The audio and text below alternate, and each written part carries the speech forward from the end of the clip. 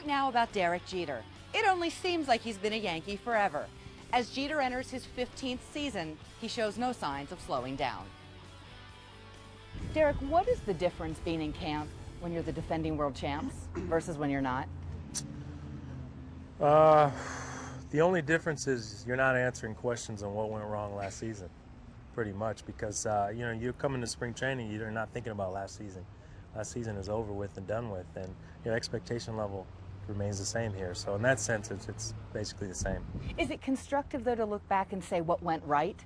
Because obviously you do want to do it again? Exactly. I mean, you can look back and look at all the great things that happened last season and how we came together as a group. But once you're on the field, I mean, last season doesn't help you out this year. I mean, you have to come ready and focused and do the same things we did last year.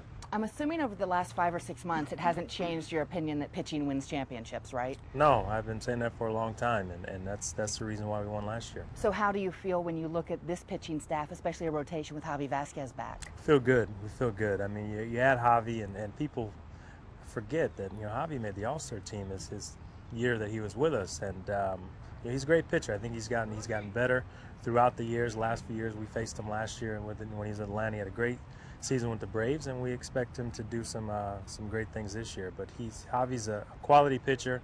He goes out there, he pitches every 5th day, and he's a workhorse. Isn't it funny, Derek? People will say, "Well, look how it turned out last time." Last time was 6 years ago. In pro sports, that's a generation. Yeah, it's a long time ago. But we expect good things from him. That's basically all you can say about that. And what have you learned about Curtis Granderson that you might not have known watching him from afar when he was a Tiger? Well, I played with Curtis last year in the WBC, so I got an opportunity to get to know him. He's a great guy. I mean, everyone knows about his talent, but Curtis is a fun guy to be around. He's learned a lot from when he first came up. He's gotten to be a much better player, and I think the New York Yankee fans are gonna enjoy watching him play on an everyday basis.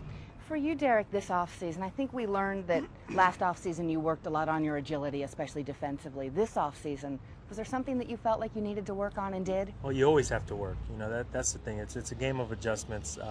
You make adjustments in your workout routine, and I made some minor adjustments this year as well. But I just wanted to stay strong, stay flexible, and try to continue the progress I made last year. Can you replicate chemistry, Derek? Can you take what last year's clubhouse had, put in a couple new pieces, take away a couple pieces, and come up with the same chemistry? Well, it's funny because people always say, well, what comes first, chemistry or winning? Yeah. If you win, they say you have great chemistry. If you lose, they say you have bad chemistry.